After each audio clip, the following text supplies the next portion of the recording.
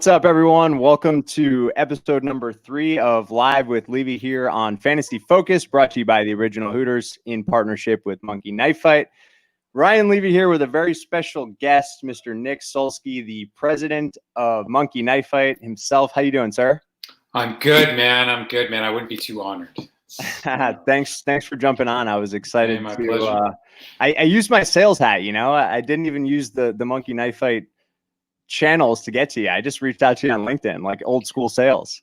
Well, you had a sales hat, and now you have an awesome hat. How about that for a tangent? Right?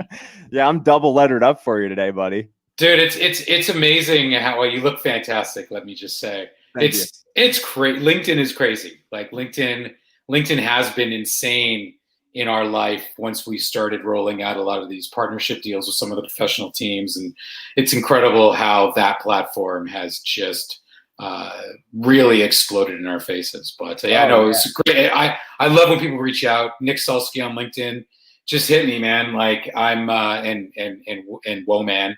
I'm happy to talk to everybody, man. This is it's an exciting space, and we have some really great people who are both in the space and excited about getting into space. So I loved it when you reached out. It was great. Yeah, absolutely, man. It's always good to get connected with people, and you guys are doing some awesome things. I know you guys have signed some big deals recently. So as an affiliate with you guys is exciting for us, obviously. But I want to start it all the way back at the beginning. Talk to us a little bit how you got into the fantasy industry, and I guess how you ended up with Monkey Knife Fight. Oh, I don't know, man. My story is a little bit long. I've been in the industry for man, over 10 years now. I live in Toronto. I live up in Canada. And before I got into the fantasy sports space, I used to make television shows and movies. I actually had my own kids show, and I'm so old. I had my own kids show on television before there were before YouTube existed. So, wow. Oh yeah, no, I'm old. I might, it's the gray in the beard is not just because I'm a proud supporter of the silver and black. You know what I mean? Love it. So there was a sports talk show up in Canada on television on kind of the Canadian ESPN called TSN, and there was a talk show called Off the Record, and I started talking. I used to play rugby at a pretty high level, and I was on television, and I can talk. So this was a kind of a sports talk show. Think the best damn sports show, but with like C and D level celebrity type people, like people that aren't actually famous. And so I'm not shy, as you can probably tell already, Ryan. So I just called up the producer one day and I said, "Hey, I'm on TV and I used to play sports and I can talk and I love sports. Can I come do your show?" And so I started doing the show, and I started doing it a lot. And this was around 2006, 2007. And then I started getting really heavily into season-long fantasy. And the producer of that show and I were friends. And he was a season-long fantasy guy. And I said to him, I'm like, hell, like, we got this studio. You got this amazing crew. The show's always finished early. What do you think about doing like a fantasy sports show, like literally with the crew and the time that we have left? And we pitched it up to the powers that be, and we ended up creating something called the Fantasy Hockey Report, which was broadcast on tsn.ca. It was actually the first broadband fantasy sports show. So, that was just for fun. Oh, let me ask state of play. Swearing, is that an issue? Should I watch my language? You're totally good. All right, I'm a potty mouth Canadian. What can I say? Same. Yeah, man. Ended up I was just doing that really for shits and giggles, but doing it for a couple of years, and I did it with the person that co-hosted the show with me was a guy by the name of Scott Cullen. Scott now writes for The Athletic. He's probably the foremost fantasy sports writer in Canada. He's just amazing. He writes a bunch of stuff for Monkey Knife Fight now as well. Nice. But just in doing that, I started thinking about fantasy sports and how it related to media and broadcast. I wasn't a technology person at that point. I was someone who understood the media and loved fantasy sports. And I was a producer, and any good producer knows that you want to create things and produce things that you're passionate about. Sure. If you're not passionate about something, just don't do it, right? So I ended up coming up with an idea to create a real-time fantasy sports game, literally a game that you can play while you're watching the game on TV. But this was like 2009, 2010. This was before the kind of DFS took off. Yeah. So it was a free-to-play game and had to be licensed to broadcasters, created the startup, founded it, raised some money, licensed it to some of the biggest media companies up here in Canada, like Hockey Night in Canada, which is actually the longest running sports show in the world. But, make a long story, or trying to make a long story shorter, the business model was flawed, just didn't work. So I won't get into the business of wide licensing to media companies. It's just a fool's game. If you're out there thinking about building a product and then licensing it to media companies, just stop. Just don't do it. It's too dealing, unless you have 2 years of runway, it's not going to work. And anyway, so then I ended up leaving that company, and I ended up, joining a regulated gaming company that wanted to get into DFS, and ended up convincing that company to acquire Draft Day. Draft Day, which was a very well-known. I played on them. I played on Draft for Day. sure. So I became the president of Draft Day in 2015, and this was right when FanDuel and DraftKings was spending hundreds and hundreds of millions of dollars in marketing, and so you couldn't really compete against them from the direct-to-consumer perspective. So we pivoted it to become a B2B white label provider. We acquired Draft Day September of 2015, and I don't know if you remember what happened in October of 2015, but that was the moment when, the Ethan Haskell event, when the New York Attorney General came out and deemed daily fantasy sports illegal. Anyway, so that turned everything up on its ear, and we had to pivot a little bit. And then I ended up meeting a guy by the name of Bill Asher while I was running Draft Day. Bill Asher at the time owned a company called Vivid Entertainment. And so when you think about adult entertainment and you think about daily fantasy sports, the demographics correlate. So we were building a white label product, so ended up connecting with Bill.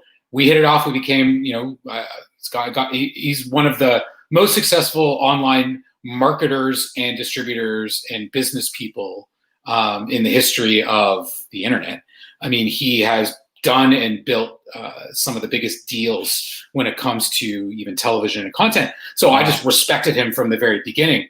And we started talking about what we saw with the industry and how the DFS space had evolved and what was going on in the sports gambling space and what we thought was going to happen. And we ended up sharing a vision, and I ended up leaving Draft Day, and Bill and I joined forces, and we worked together to build Monkey Knife Fight. So we started working together in 2017. So we started working together in July of 2017. We didn't actually meet face to face until October of 2019. That's incredible. That. I love it. Funny, right? Isn't that cool? I mean, that's just the world we live in nowadays, especially now, right?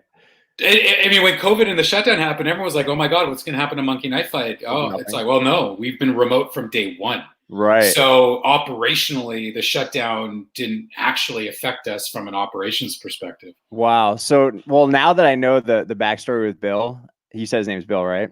Bill, yeah. The backstory with Vivid. Now I think DraftKings or Monkey Knife Fight is even cooler. Yeah, I mean, there's nothing. I mean, Bill isn't really involved in that business very much anymore. But ultimately, Bill ran Playboy Entertainment, and then he left Playboy Entertainment and created another company, sold it back for a lot of money, and then basically built Vivid into what it was from a market. I mean, Bill is the smartest internet marketer I've ever met.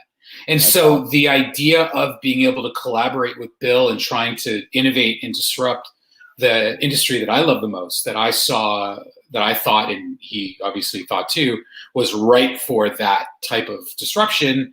I mean, it was great. It's been a pretty wild ride, as you can appreciate, over the last 3 years. Oh yeah, I mean, just even for me as a Monkey Knife Fight player before we were affiliated with you guys, it's cool to see how much you guys have grown. Like even just in the last. In 2020, for example, the fact that you guys have an app now and you're sponsoring all these teams and all that. But what I really need to know, the biggest question that I've been dying to know is where the hell did the name come from? So the easy answer is 2 bottles of tequila in 2 different Bill's in Santa Barbara and I'm in Toronto. Okay. So we had started testing and we had a prototype and we were testing platform and product before we launched Monkey Knife Fight, and we were playing around with ideas. Bill owns a ton of bars and restaurants, and he told me one day as we were struggling trying to figure out names, he said, "Hey, you know what I usually do with my partners in the bars is we sit down over a bottle of scotch and we just crush out a name." And well, we were virtual, so we decided that what we were doing was more of a tequila industry, less of a Scotch industry. And so we were drinking tequila one night and just throwing up names and talking about stuff, and a whole slew of names were discussed. And literally woke up in the morning and I looked at my phone and I saw "Where's Monkey Knife Fight?" Bill and I are both big Simpsons fans. Okay. Monkey Knife Fight is a Simpsons reference. Monty Burns, when he has a yacht, when that yacht sails in international waters, he hosts Monkey Knife Fights. Yeah, there's nothing quite. There's no joy quite as simple as there's no joy quite like a simple monkey knife fight. I'm botch. I should know that off by heart. I apologize. But I woke up that morning, saw the words on the phone, and we were kind of like, monkey knife fight, man.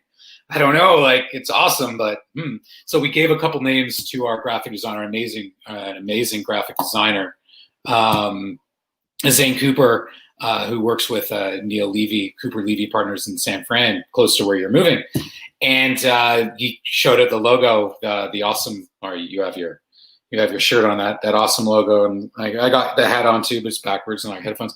And Bill and I were just like, all right, I guess we're a Monkey Knife Fight, and it served great. I mean, the reality is when people hear Monkey Knife Fight, they're like, what is that? Exactly. Some of the coolest stuff I've seen on Twitter, Ryan. Like as you said, we did partnerships with a couple MLB teams, and we've become we've become partners with NFL teams and hockey teams. But baseball was the first sport that came back with some of our branding in stadiums. And man, some of the tweets are just amazing. It's like, I don't know what Monkey Knife Fight is, but all right, I'm Googling you. It's fun. And that's the whole, That was one of the points why we did it, right? One of the reasons why we did it. I love it, man. Well, I'm a Bucks fan too. And I know you guys recently picked up the Buccaneers. So I saw the Bucks throw that on their Instagram or their Twitter recently, and I was jacked up. I was like, oh man, I love to see that. Well, I mean, if you're going to partner with an NFL team this year, what team do you really want to partner with, right? When you have Tom Brady and Gronk, and you have not to mention, Mike Evans, Chris Godwin, Levante David, these guys are stacked.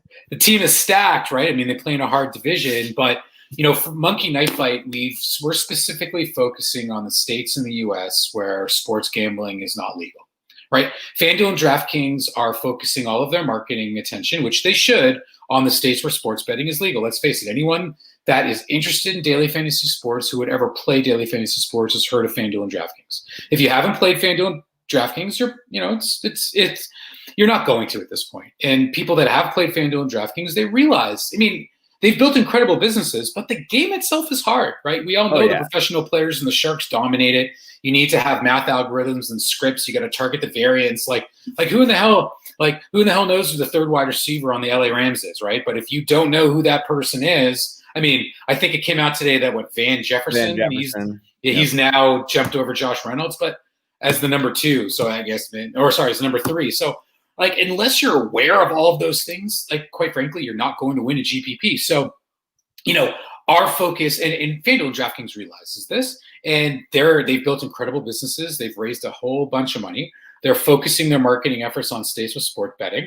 And so we're focusing on the states that don't have sports betting. And Florida happens to be one of those states, big states, passionate fan bases.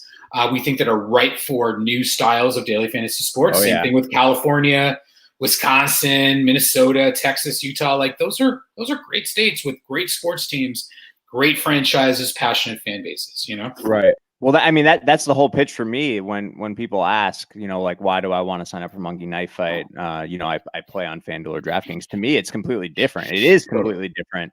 You're playing against the house essentially, and it's player prop involved rather than playing, like you said, against all these experts. Where you got to have some sort of algorithm or formula to build the winning lineup. Yeah, well, you hit the nail right on the head. We built Monkey Knife Fight really focused on the passionate, the passionate fan of their favorite team and their favorite players. Monkey Knife Fight, we focus in on single games. So, as an example, what's a basketball game that's going on right now? Oh my God, like the Heat and the Heat and the Bucks. So if you're a Heat and the Bucks fan, you can play a contest just with Giannis and Jimmy Butler. Right. So our most popular contest is a contest that we call More or Less, and we have 2 player predictions up to in football it'll go up to 8. And 8, if you get all 8 player predictions right, you're going to get 100 times your buy-in. I've tried so many times. It's hard. Dude, it's tough, right? But it's kind of fun. And the cool thing is you're not talking about looking and analyzing the stats and the matchups across every single game, right? You're looking at 8 players, or, in the example of Giannis and Jimmy Butler, it's, you can do more or less Giannis and Jimmy Butler at their point total, or you could do fantasy points. We also have contests involving assists and rebounds. Like, we try and provide an opportunity for users to have a ton of options, and options that are really easy to understand. It's like looking more or less. And, we have a rapid fire game, and one of my favorites so rapid fire is the example would be, Giannis against Jimmy Butler. Yep. And then it would be like, Dragic against Middleton, right? And certain players are given bonus points, and you effectively draft your team out of the players that you see. Exactly. And then we have our stat shootout game is super fun, especially during football season. I don't know if you played Monkey Knife Fight last year, but not in football last year. I started it actually. My first real taste of it was with NASCAR. That's my god! So that's awesome. Yeah, it's been amazing during the shutdown how many people were drawn into NASCAR. I mean, golf is really big for us now. Mm-hmm. WNBA, is pretty good. Even the esports, we have League of Legends and Counter-Strike. So the shutdown really helped us kind of broaden our focus. We would actually spend time marketing and creating content around that. But sorry, go ahead. No, I was going to say, I think the bulk of our first group of signups in terms of people that we brought to the platform were from NASCAR and some of these esports, which is crazy that, it's just, especially during COVID times, it makes things more entertaining. And, before the major sports came back, people that have never watched NASCAR before get involved in NASCAR and they're throwing 10, 20 bucks on a race, with more or less. I guess a question I have, to me, initially, it felt like gambling, right? And it took me a really long time to get over the lingo of over under. Mm-hmm. Now my brain is has definitely been trained to say more or less. Is that kind of how you guys like skirt around it, if you will? No, we're interpreting. So for those of your audience that don't understand kind of the background of daily fantasy sports and fantasy sports in general is built on a carve out in something called UIGEA. It's the Unlawful Internet Gaming Enforcement Act, which basically that was when poker, like online poker, was shut down, more or less.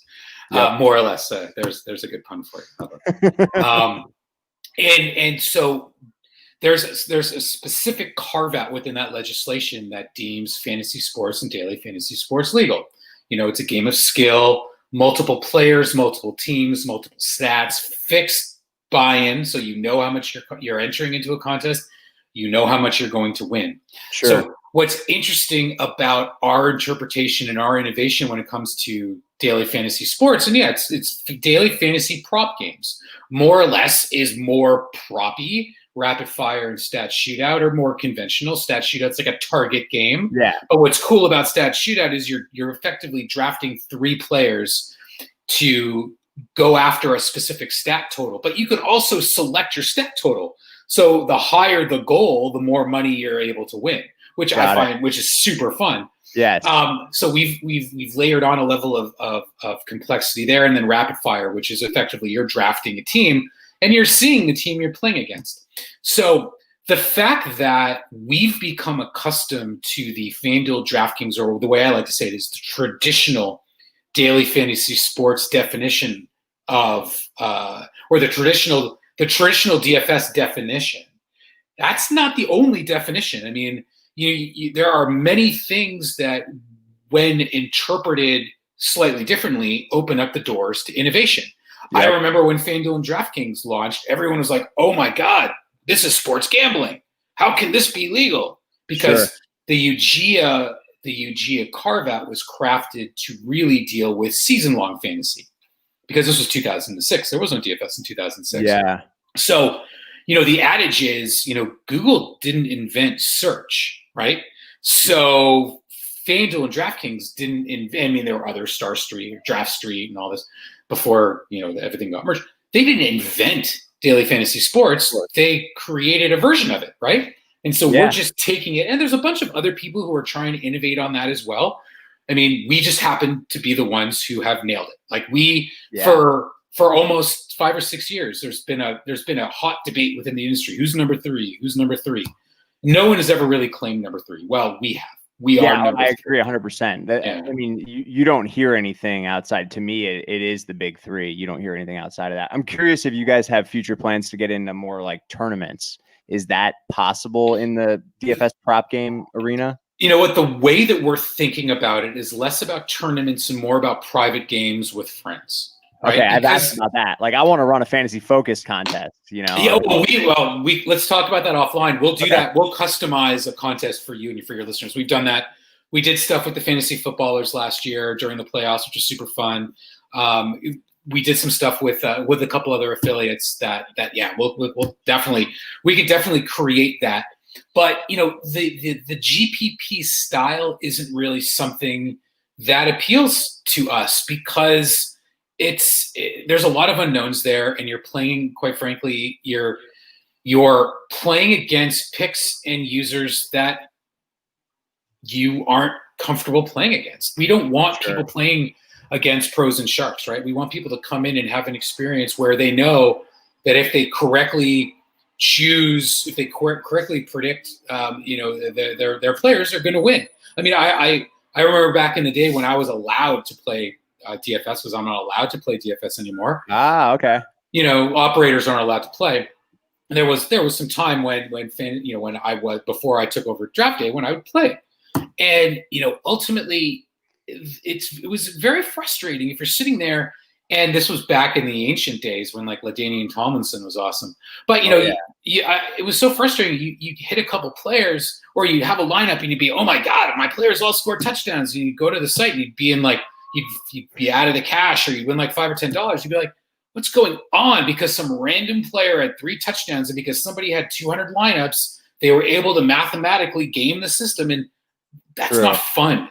Like, it's not fun. Like GPPs to me, it's nice to have a lottery ticket. Well, hell, Monkey Knife Fight doesn't provide you with the opportunity to win $5 million, but 100 times your buy-in, well, that's not bad, right? You can enter a contest with a $10 entry, and if you hit 8 picks, you're going to win $1,000. It's pretty good. Oh yeah, right? Absolutely, man. We're going to get into our season-long player props. If you guys are watching here in the comments, I see you down there, Tyler and Ryan and Monkey Knife Fight joining us. We're at 8:30 Eastern time. We're going through the season-long props. I know that's a new feature for you guys, so I'm excited to do that. I'm going to throw something on the Buccaneers, 100x my buy-in. I'm gonna throw a 20 on that.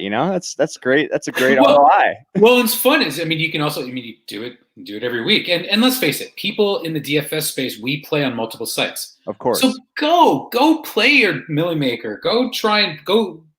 Same thing as go down the street and buy a lottery ticket. Well, scratch tickets are pretty fun too, right? Oh, I love scratchers. So that's the thing, right? And it's funny. It's a new analogy. I'll have to float it up. I'll have to float it over to Bill. It's like, we are kind of the scratch tickets of daily fantasy sports, right? Like you're not going to win the lottery, let's face it, but it's fun to play. But you can come and play scratchers too, right? It's super fun. And what's cool about Monkey Knife Fight is we have halftime contests, single game, cross slate. We really offer so many different, things for people to do. For sure. I mean, well, for me as a former sports gambler, I was always into the player props anyway. But half the time it's like minus 110, so you're betting 110 to win $100. Instead, I can pick 2 players and win 2.5 times my buy-in. The value is certainly there. You can't get that on your books. You can't get that in Vegas. Well, and we offer the popular players, every player, and our feeling about the prop style of gaming is it's going to be massive. And we want to be not only the gaming platform that's synonymous with props, but the fact is no one in the sports gaming space has ever built a compelling brand, right? DraftKings, FanDuel, BetMGM, Caesars, incredible businesses. But when was the last time you saw somebody rocking a DraftKings hat or a DraftKings t-shirt quite like you are, Ryan? It doesn't happen. right? You don't see it. So, and the reason why we're taking time and being very charitable with a lot of our partners and really focusing on things like, for Hard Knocks Live with the Chargers, we created an activation with them. We call it the Swear Jar, where every time a player swears on Hard Knocks, we donate $100 to the Chargers Foundation. Like, we believe so strongly in building a brand. Like, you don't see DraftKings popping around with an awesome bobblehead, right? Like, look at that, right? Like, yep. Furious George is his name. Like, we, and he was just kind of sitting there, like, product placement, right? So I'll have to get you one for your background. But we believe that the future of our business involves not only being the go-to platform for prop fantasy, eventually prop betting. Hey, 3-5 years down the road, we're going to pivot and be a sports gambling operator too. But we're not there yet. We don't want to be there yet. Right. We're super pumped about leading the wave of the next DFS charge. But ultimately, we also want to build, and I say this all the time, a culturally relevant gaming brand. If you can marry the two, now Monkey Knife Fight becomes an identity, becomes a culture. If you look at our Twitter feed, oh my God, it's so fun, right? Like, I laugh my ass off every single day at you guys. Dude, it's so good, right? And that's part of it's nothing to do with me. I have no sense of humor. I'm old and I'm a dad and all that. You're a good social media guy because on Instagram, I'm laughing every day. No, we have a great team, and to be completely candid, not to kind of sell, but if anybody out there is in the fantasy sports industry and is looking to join an amazing company, we are hiring. I mean, if you're a developer, we are absolutely hiring. But marketing, customer support, product, like, we are trying to ramp up our team, and it's hard to find people who are as passionate about this industry as I am, as some of the people on our team. So don't be shy. Nic Sulsky on LinkedIn. Find me on Twitter. Like, it's easy. It's a good thing I'm an IT recruiter by trade, because I'm about to sell you on that too next. Dude, well, another offline conversation. Look at that. I mean, I have a soft spot for any recruiter who's rocking a Monkey Knife Fight hat. I mean, hell yeah! Now we're talking, man. So Tyler says, as someone who uses a cruncher for DK, I really enjoy not having a huge headache from having to sort through the lineups when I'm doing my Monkey Knife Fight research. So no, but that's it, right? We want to create something that was easy for you to kind of sit on your couch. The game is 15 minutes away. If you want to have a little bit more fun, you can go to Monkey Knife Fight, and literally it takes 3 minutes, right? Yep. Our UI, our app just launched recently, but our mobile web UI is awesome. Like, I love it. It's really great. And our platform is supposed to look and feel a little bit more like a social game. It doesn't have the feel of a DraftKings or a FanDuel lobby, right? We want it to be user friendly. And so I forget was it Tyler who Tyler, yep. Tyler hit it, spot on. Like, we don't want people to have to struggle with trying to manage salary cap and find 10 players. Like, you can do a 2 out of 2, 3 out of 3, 4 out of 4. You can do rapid fire. Like our touchdown dance contest, which is awesome, which is going to come back for the regular season, obviously, is pick 3 players in any game to score a touchdown, right? So pick 3 players, and you can choose your touchdown goal, like 1.5 touchdowns, 2.5 touchdowns, 3.5 touchdowns. Yep. If each of those players also scores a touchdown, then we give you a bonus. So you have your contest. But then if you hit all 3 players who also happen to score a touchdown, well, we put up a bonus prize pool. We haven't locked down what the bonus prize pool is, but we do that kind of thing for baseball on Fridays. On Friday, you can play our home run derby. Home run. Oh, I've played that one. Yeah, and we give away $1,000 or $2,000 in bonus money on top of the contest, right? So if it's a Rockies game, man, oh man, right? Like, you got the Dodgers playing the Rockies, and you choose Nolan Arenado, Trevor Story, and Cody Bellinger. Well, geez, if you can go 3 guys at 2.5 home runs just to kind of hedge, and then if all 3 of them hit a home run, you're winning your contest and you're winning a share of the bonus prize. Like, we're trying to figure out kind of social gamey ways to make it even more fun, Well, that's what I was going to say. So in such a crowded, saturated space, the fantasy industry in general, right, especially the DFS space, like, how are you guys finding success? Is it, I know we talked about branding and being that cool brand. Like, I know you guys do a lot of things, like in Major League Baseball, for example. I think it was with Milwaukee, where you had all the Curious Georges in right field or whatever. And yeah, man, if you hit one of them, it's whatever goes to charity. But like, what else? Like, what do you think has driven the success? Is it just because it's different? Well, I think I think initially it was product. I think initially the product adoption, people looked at it, they were like, oh, this is pretty easy to pick up. I understand it, right? It's something that when you look at it, you intuitively kind of get, and I think that, product adoption is one thing, but then we created some really great partnerships with some great affiliates. All the kind of, created relationships with these people where It wasn't just send us a user and, we'll give you a CPA or whatever. We really wanted people to understand that we were trying to do something different. And obviously our brand and our image and all of that is compelling and it's different. But, here, the truth, and I'm a very cards on the table guy. I don't believe in any bullshit. Yeah. Why was Monkey Knife Fight able to break through when some of the others weren't able to break through? Is we had the money to test. We had the money to make decisions not just based on hitting payroll. Our owner, Bill Asher, has funded Monkey Knife Fight himself significantly. So as we were building things, we were able, like I said, to test. Some things work, some things don't work. When things work, we lean in. We work very closely with Facebook and the Real Money Gaming team, so we can test certain Facebook techniques. Sure. Google, same thing. Affiliate partnerships, landing pages, free-to-play contests, spending some money in creating partnerships with the LA Wildcats, with the Milwaukee Brewers, with the Padres. Like, these are things that most companies, but the Bucks. But it hasn't. It's live, but it hasn't launched yet, right? So we have the ability, because we're capitalized, to build our brand, to push user acquisition. So it's a two-way street. I think our product is compelling enough.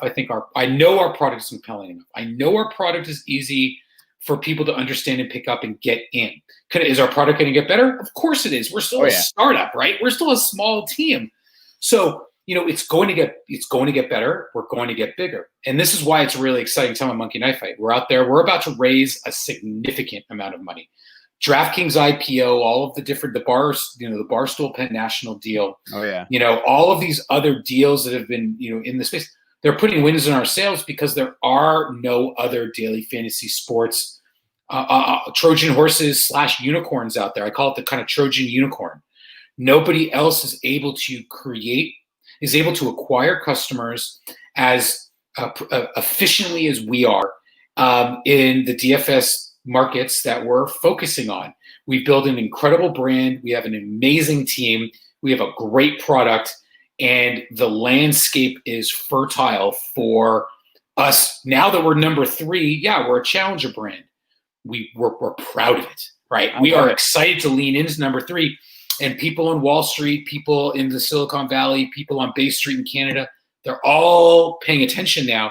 And so it's a really, really exciting time for Monkey Knife. You're going to see massive news is breaking on Friday. I can't break it here, but you'll see big news breaking on Friday. We're going to have more news next week. Like, things are moving really, really fast. So it's super exciting, man. I love to hear it. I'm invested in Penn and DraftKings, so if you guys are going IPO one of these days, I'll be wow. In.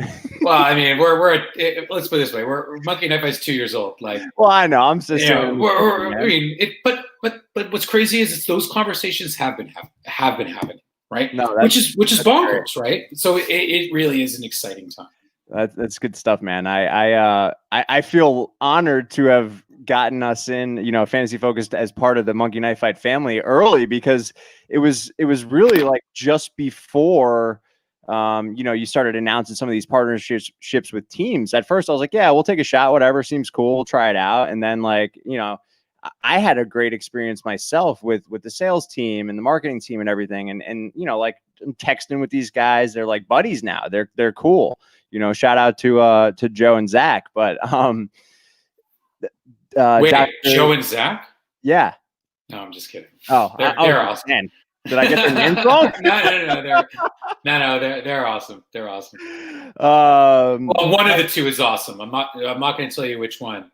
It's going to boil down to like a Dark Knight scenario. Oh, yes, that's perfect, man. Yeah. Dr. KJ Murray, what's up, man? He says he loves you. He met you in Vegas at the FSGA. Outstanding fellow. That's awesome. Oh, well, thanks, man. I appreciate it. I met a lot of people. I've been going to FSGAs forever, but the last one was super fun because we won a couple awards, and I've been around the fantasy space for a long time. Yeah. So that was a really fun, a really good day. And Ryan, I got to tell you, I mean, working and partnering with people like you is one of the main reasons why we've been able to accomplish what we've been able to accomplish. Kind of one of our key principles, and I hope it comes across. I'm pretty sure it does. Is we just want to be authentic and genuine. Oh yeah. Right. People these days, especially because of social media and digital marketing, people are sold to all the time. They know when it's horseshit.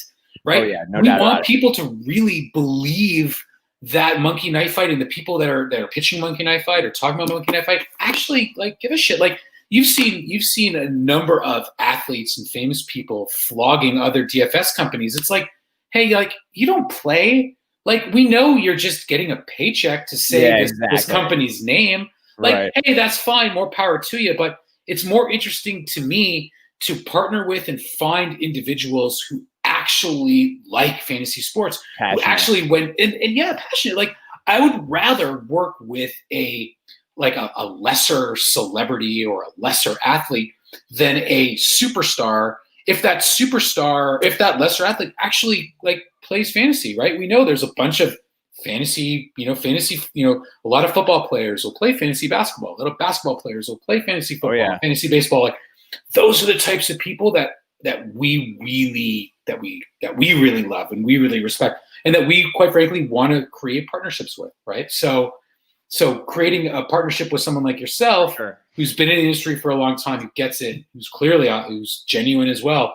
I mean, that's our lifeblood, right? Like we can go and partner with the Tampa Bay Buccaneers. It's awesome. It's exciting. But what I want the Tampa Bay Buccaneers fan who actually likes fantasy sports to give us a shot and say, oh, okay, that's cool, right? That's what we really want, Oh yeah, that definitely shines through with everyone on the team. What does the future of fantasy sports look like to you? Well, it's a tough question because that's it's the elephant in the room, and that question is when sports gambling is national and all across the U.S., right? So I think that the question of where's fantasy sports. I mean, it's a complicated question. I mean, season-long fantasy sports is the biggest social game that's ever been invented. Season-long fantasy sports is not going anywhere. As sports gambling rolls out across the U.S., will that impact the amount of daily fantasy sports products and contests that are out there and people are playing? It might.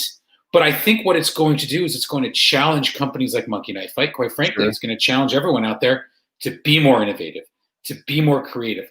How are we going to market and create an experience that is as fun and as easy to pick up, and it doesn't require as much time and energy as it does just to go and make a bet on your favorite team, right? Sure. So I think that there will be room for both, and we've seen that. The DFS numbers in New Jersey haven't dipped. They've dipped, but they haven't dipped incredibly. If we look at other markets around the world, daily fantasy sports was introduced into Australia, was introduced into Europe, and they have, even though sports gambling is mature in those markets, and daily fantasy sports was the new entrant, there was still a market opportunity there. The thing that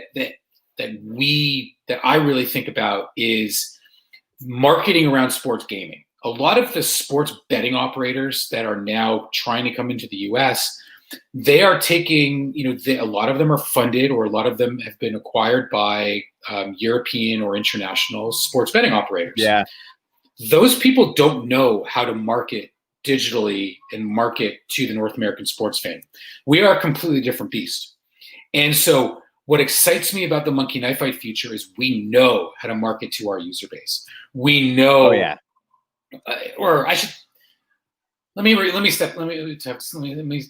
take that back a little bit. We don't know. We are learning.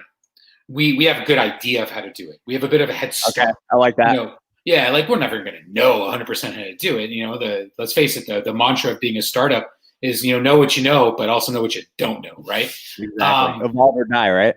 Sorry? I said evolve or die. That's it, right? And so I think that, as sports betting evolves, we're going to have to evolve with it. And I think that not only from a company, but also from a daily fantasy sports perspective, right? Not everybody is going to want to just bet on sports, right? So I think that from a DFS perspective, I mean, season long is going to be fine forever. From a DFS perspective, I think it's just going to spark more innovation, right? And that's what's exciting. Products kind of living side by side. Like, how does it all work together in the same ecosystem? You know? Yeah, absolutely. So since you can't play DFS, do you play season long? I'm curious. Oh my god, I love season long, man. I best ball. I'm in a Canadian. I'm in the Canadian National Best Ball Champions League. Ooh. It's a 16 team, 25 round best ball draft. What's the buy-in on that bad boy? Sorry? What's the buy-in on that bad boy? No, it's all for charity. It was just okay. It's pretty amazing. And Monkey Knife Fight's actually is sponsoring his partner with them too.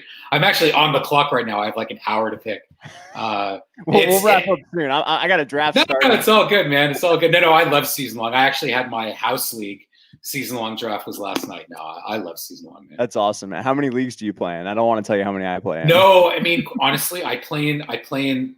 I've got thrown into a bunch of industry leagues this year, so we're playing in the FSGA league, playing in this best ball league, but best ball is easy. But as far as management goes, I'm only doing 3. I just don't have the time. Right. I honestly just don't have the time. I usually would do like 4 or 5, but I just don't have the time. Yeah, I'm north of 20, so I have to literally calendar block times throughout the day to check lineups and do waivers and all that. Well, I'm a competitive son of a bitch.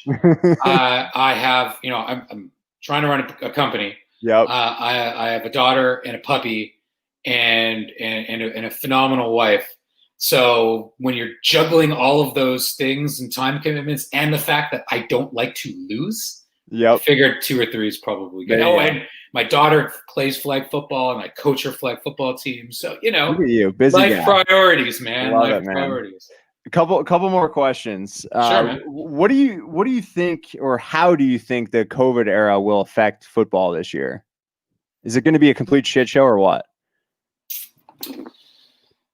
Well, there's 2 different angles to that question. The first is how will it impact kind of the fan experience and what will what will that be like? And I think it's going to be a significant impact. But from that perspective, I think that, and this is what we've talked about with the teams that we're working with now, fanless sports opens up opportunities for brands like ours and proactive franchises to think out of the box and try some innovative things like our Furious George cutouts. At Miller Park, we have cutouts, we have tarps in a couple ball stadiums where, if a home run hits the tarp, we're going to donate $10,000 to charity.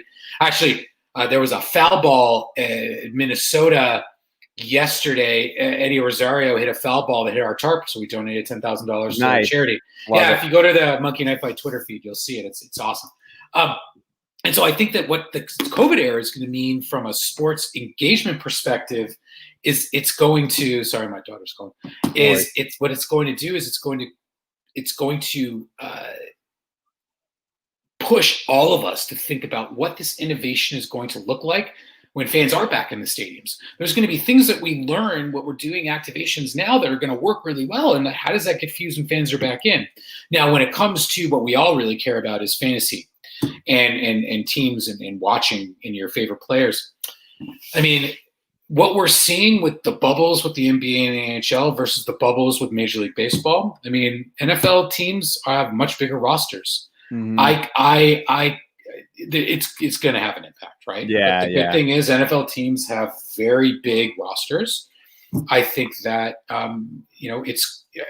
it's going to be a challenge, but I mean, let's face it, the amount of money that the broadcasters are paying the teams to broadcast NFL games, they're going to do everything in their power to make sure that there is a game, every week. Yeah, I agree. Right? From a fantasy perspective, we had to think about this with our season-long games, right? We made a policy where, for all of our season-long prediction contests, if any player is in a contest and their team misses a game due to COVID, not a player, a team. If a team, because we view COVID as like you have an injury, right? Right. But if a team has a game that's canceled, well, those contests are refunded. Because when you're thinking about a season-long projection, that's 16 games. Sure. Well, if a team only has 15 games or less, well, that doesn't make sense because then everyone would just pick the less, assuming that COVID is going to happen, right? Yeah, so exactly. these were like real conversation, real thoughts we had to kind of put into things, That's interesting. So real quick, circling back to the future of DFS, I want to get your thoughts on this, because I have this like vision in my head. Once we can go back to stadiums and stadiums are packed, think 10 years from now, right? It's halftime. Bucks are crushing the Saints. Oh, well, let's not say 10 years. Let's say 2 years from now, because I still want Brady to be there. Bucks are crushing the Saints. Got it. Bucks are crushing the Saints. Brady's got 3 TDs at halftime.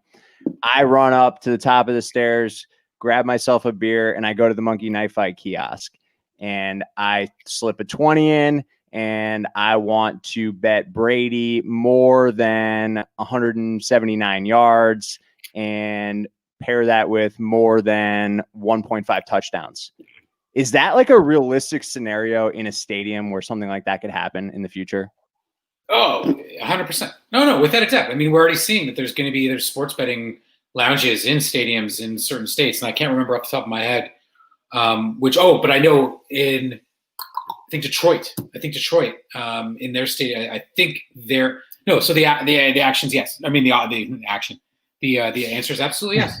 There's going to be sports. Like, sure, you can do it on your phone, but there will be like to walk up to an actual kiosk. No, I think that there are going to be this coming season. I mean, not this season, next season. I'm fairly certain of that. So the answer is absolutely yes. Oh, I love it. Love to. I mean, Monkey Knife Fight, not yet, but because we're not a sports gambling operation. Not yet. It'll come. Super Bowl prediction. Wrap us up. What do you got this year? Super Bowl prediction, eh? It's a tough one. Is it going to be the Vegas Raiders? No, I think I love my Raiders, but they're not making the Super Bowl. So, okay, so it's funny.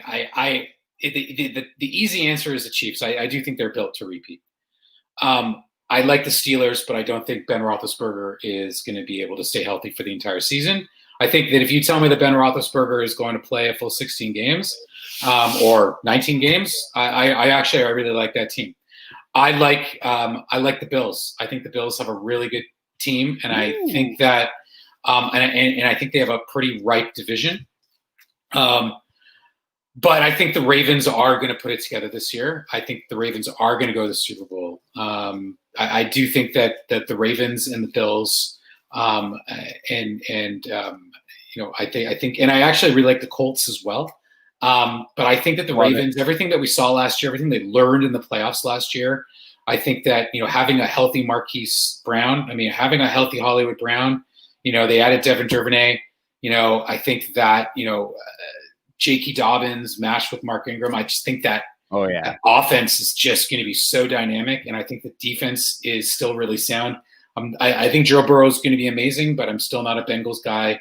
The Browns are the Browns. I think they're going to be better, but I think the Ravens are super good. I think when it comes to the NFC, man, it's hard to get past that Dallas Cowboys offense right now. I think the Saints are a really great team. I think the Buccaneers got a lot of shine on them right now. I think that the injuries that the 49ers have had are devastating. I think they're big. Sure. I think the Vikings are solid. I think the Aaron Rodgers, FU tour is going to be interesting. The Eagles are injured. I think that when you look at the Dallas Cowboys, you think about that offense and you think about the pieces they now have on defense. I think it's maybe the Cowboys and the Ravens. And I think the Cowboys, as much as I hate the Cowboys, I think the Cowboys are going to win the Super Bowl.